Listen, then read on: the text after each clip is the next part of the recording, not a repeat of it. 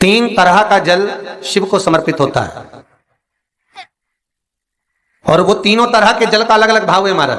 पहला जल सादा, घर से पानी लेकर गए, जल लेकर गए, शंकर को चढ़ाया, वो हमने घर का अपना एड्रेस बता दिया, भगवान शिव को जल चढ़ाकर अपने आनंद के लिए शंकर से कुछ प्राप्त कर लिया। दूसरा जल, जल के कलश में थोड़ा सा इत्र डालकर शंकर को जब समर्पित करते हैं तो महाराज घर में अगर कोई व्यक्ति बहुत रोगीला है, बहुत रोगीला, एक शिव महापुराण में, स्कंद पुराण में, नर्मदा पुराण में, भविष्य पुराण में, अग्नि पुराण में, नारद पुराण में, बरहा पुराण में, वामन पुराण में जितनी चीजें लिखी गई है एक एक प्रैक्टिकल कर देखो तो शिव महापुराण, स्कंद पुराण का यह भाव याद करिए कि एक लोटे पानी में इत्र मिलाकर, जल में इत्र मिलाकर, बहुत रोगीला व्यक्ति, बहुत बीमार व्यक्ति है, एक लोटा पानी उसका हाथ का स्पर्श कराकर शंकर को चढ़ाना प्रारंभ कर दीजिए। महाराज केवल 5 या 7 दिन चढ़ाओ और वो 7 दिन के बाद में उस बीमार व्यक्ति का क्रम देखिए कि उसमें कितना आराम लगा है। औषधि दवाई काम करना प्रारंभ करी कि ना करी। केवल इत्र समर्पित, इत्र का जल। तो पहला जल सादा, दूसरा जल है इत्र का, और महाराज तीसरा जल जो शिव महापुराण के अंतर्गत कहा गया है बेलपत्र का जल। तीसरा जो जल है वो बेलपत्र का जल है। बेलपत्र का जल कैसा?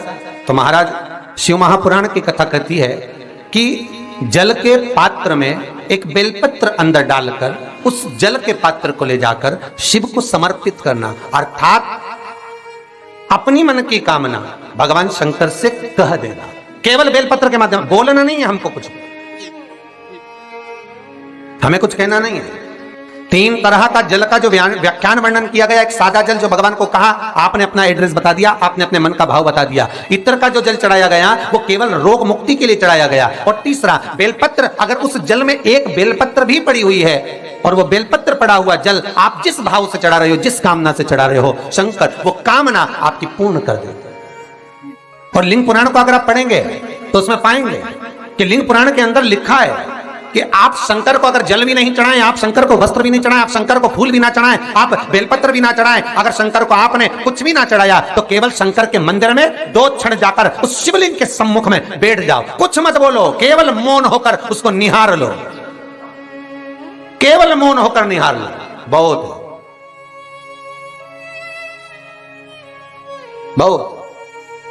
जो हनुमान जी महाराज को 3 तरह की माला समर्पित होती है, एक आंकड़े के पत्ते की, दूसरी बेलपत्र के पत्ते की, तीसरी पीपल के पत्ते की। ये 3 तरह की माला जब शंकर हनुमान जी महाराज को समर्पित होती है, जिस समय पर अगर व्यक्ति के जीवन में बहुत भारी रोग हो गया है, बहुत ज्यादा कष्ट हो गया है, कैंसर जैसी बीमारी भी अगर उसको घेर ली है और किडनी लीवर सब बेकार हो गया, तो निवेदन है पीपल के पत्ते की माला बनवाओ, 108 पत्ते की, और हनुमान चालीसा का हर पत्ते पर स्मरण करिए महाराज। आप हनुमान चालीसा पढ़ते जाओ, माला में गांठ लगाते जाइए, और वो माला जो व्यक्ति कैंसर से पीड़ित है हाथ का स्पर्श कराइए और शंकर को चढ़ाइए। केवल अष्टमी तिथि के दिन ये माला समर्पित होना चाहिए, शुक्ल पक्ष की अष्टमी के दिन। आप 2 या 3 अष्टमी को कर देखिए, अपने आप दवाई लगना प्रारंभ होगी, कैंसर जैसा रोग भी धीरे धीरे समाप्ति पर आएगा महाराज। पर करना शुक्ल पक्ष की अष्टमी को ही।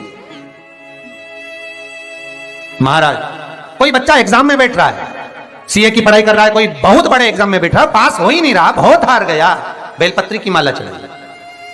पर बेलपत्र की जो माला है वो केवल प्रदोष पर चढ़ती है श्री हनुमान जी महाराज को।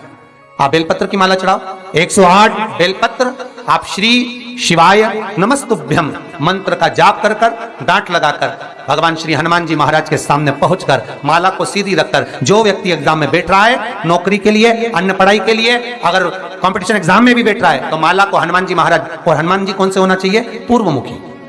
हनुमान दक्षिण मुखी नहीं चाहिए, पूर्व में जिन हनुमान जी का मुख हो वो माला ऐसी समर्पित कर कर, हनुमान चालीसा का पाठ कर कर, 3 बार स्मरण कर कर माला श्री हनुमान जी को पहना दीजिए। ऐसा कोई एग्जाम नहीं जिसमें से आप निकल ना पाए महाराज, पर करना आपको पड़ेगा। प्रदोष का दिन होना चाहिए, प्रदोष के दिन भगवान, और प्रयास जहां तक हो सके प्रदोष काल में अगर चढ़ाएंगे तो ज्यादा फलदायी रहेगा, प्रदोष काल में। तीसरी है आंकड़े की माला महाराज। आंकड़े के पत्ते की जो माला होती है, यह माला कार्य की सिद्धि के लिए होती है। इसमें एक एक आंकड़े के पत्ते पर सीताराम लिखा जाता है, मात्र एक पत्ता ऐसा होता है जिस पत्ते पर सीताराम नहीं लिखा जाता। 108 पत्ते में से एक पत्ता बस उस पत्ते को हथेली में रखकर उल्टा हाथ आपको रखना है और अपनी कामना कर कर उस पत्ते को बांध देना है। ये जरूरी नहीं है कि 25 के बाद बांधो, 50 के बाद बांधो या 100 के बाद बांधो, आपकी मर्जी पड़े। उस खाली पत्ते को कहीं पर भी बांध दीजिए और उस माला को अपनी कामना कर कर श्री हनुमान जी महाराज को समर्पित कर दीजिए महाराज। इसके लिए कोई तिथि, कोई दिन, कोई वार निश्चित नहीं है। बस ये माला जब हनुमान जी को चढ़ जाए तब एक घी का और एक तेल का दिया हनुमान जी के सम्मुख में लंबी बाती का लगा देना है महाराज। एक घी का, एक तेल, और अपनी कामना कर कर आप आ जाइए। आपकी वो कामना 2.5 महीना या 3 महीना, इससे ज्यादा नहीं जाएगा, वो कामना बाबा पूरी करेगा। क्योंकि शिव और हनुमान ये सब एक ही स्वरूप है। अब आप कहेंगे महाराज जी ये कौन सी पुराण से लिया है, तो आप इसको लिंग पुराण के अंदर देख सकते हैं। आप गीता प्रेस गोरखपुर की लिंग पुराण लीजिए, उसके अंतर्गत आप इसका व्याख्यान वर्णन पढ़ सकते हैं महाराज। एक एक क्रम हमारे शास्त्रों का हम उसको बस ज्ञात करें, हम इधर उधर डोले नहीं। हमारी पुराणों में इतने लेख लिखे गए हैं, उसको ही अगर हमने निकाल लिया तो हम जीवन में सुख पा सकते हैं, हम दुखी नहीं हो सकते। मंत्र कौन सा है जो दिया जा रहा है, वो मंत्र कौन सा है जो प्रदान किया जा रहा है? हनुमान जी महाराज ने वो मंत्र जो विभीषण को दिया, और एक विभीषण जिसको लात मार दी गई, एक विभीषण जिसको लात मारकर निकाल दिया गया, जिसके घर का भी ठिकाना नहीं था, वो विभीषण एक छोटे से मंदिर में जो रहता था, तुलसी का क्यारा जिसके दरवाजे पर था, और वो विभीषण जब सीख रावण को देता है तो वही विभीषण को जब लात मारकर निकाल दिया जाता है, तो वो मंत्र कौन सा था जिसको विभीषण ने जपा और विभीषण लंका का अधिपति बन गया, सत्ताधारी वैभवशाली?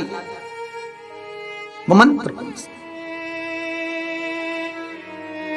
केवल एक मंत्र जो श्री हनुमान जी महाराज ने विभीषण को दिया महाराज, वो मंत्र कोई दूसरा नहीं था, केवल भगवान का नाम विभीषण को प्रदान किया था। क्यों? क्योंकि विभीषण के दरवाजे पर जब हनुमान जी महाराज पहुंचे थे, विभीषण के द्वार पर जब हनुमान जी महाराज पहुंचे तो विभीषण के दरवाजे पर जाकर क्या देखते हैं कि सब कुछ विभीषण के यहां पर है, और विभीषण लगा हुआ है, कभी यहां पर प्रणाम करता है, कभी वहां प्रणाम करता है, कभी विभीषण यहां जाता है, यहां नमन करता है, कभी विभीषण वहां नमन करता है, कभी विभीषण इस स्थान पर जाता है, विभीषण यहां मत डोल रहा है, ये हनुमान जी देख रहे हैं। घर में दिखाया तो वास्तु दोष है, क्या करें? पाइप तोड़वा के इधर का इधर कर दो, सीढ़ी तोड़वा के इधर कर दो। राशि में दिखवाया तो ग्रह दोष है। सारे दोष मनुष्य को नजर आते हैं और सब कुछ कर लेता है वो, पितृ दोष के लिए भी, वास्तु दोष के लिए भी, ग्रह दोष के लिए भी, पर मनुष्य को सारे दोष नजर आते हैं। जब दुख आता है बस एक दोष नजर नहीं आता अपने कर्मों का कि पहले क्या कर कर आया, वो भी तो दिखवाओ किसी महाराज से। महाराज जी बोल देंगे पितृ दोष है, महाराज जी कह देंगे वास्तु दोष है, महाराज जी कह देंगे ग्रह दोष है, महाराज जी कह देंगे ये दोष है, पर महाराज से एक दोष अपने को अपना छाटना है कि मेरे कर्म का दोष कौन सा है। मैंने पत्रिका दिखवाई, महाराज जी ने कहा वो भी करा, मैंने ये उन्होंने बताया वो भी करा, मैंने ये व्रत करा, मैंने वो उपास करा, अपने कर्म का दोष भी तो देखो कि दोष कौन सा है। दरवाजे भी बदल दिए, सीढ़ियां भी बदल दी, वास्तु शास्त्र वाले को बुलाकर घर भी बदल दिया, 50 बार मकान भी बदल दिया, सारे दोष हमने देखे, पर भीतर का दोष नहीं देख पाए कि हमारे कर्म का दोष क्या है। जो पूर्व में कर कर आए हो वो कर्म का भोग मनुष्य के शरीर में भोगना पड़ेगा, और मनुष्य के शरीर मिलता ही काय के लिए है? एक भगवान का भजन करो और दूसरा कर्म का भोग भोगो, इसके सिवाय है ही क्या?